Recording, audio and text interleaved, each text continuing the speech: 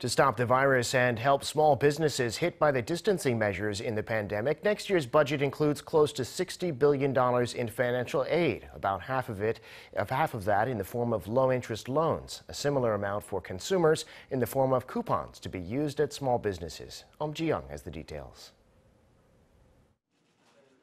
To stop the virus in South Korea and revive the economy, the government in 2022 will have its biggest budget on record. Worth some $515 billion, nearly one-third of it is allocated to healthcare, welfare, and employment.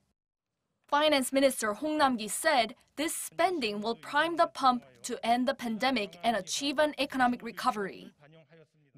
Next year's budget will emphasize the securing of vaccines and treatments and strengthening public health services. It will also focus on providing tailored financial aid for the self-employed and small businesses in dire need of support. Financial aid for small business is the centerpiece of the budget at nearly $57 billion.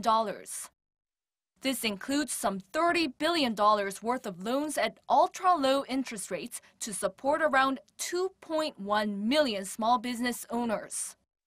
Also, the minimum compensation for those who've had to restrict their operations because of social distancing will go up fivefold.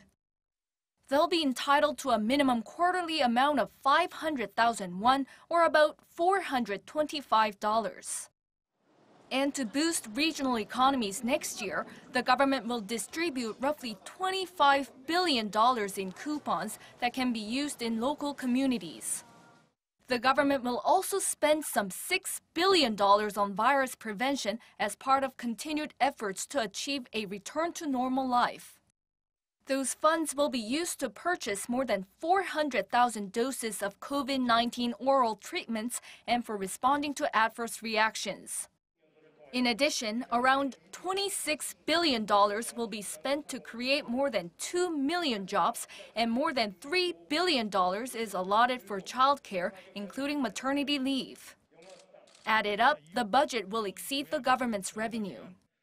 The budget deficit in 2022 is forecast at 2.5% of GDP.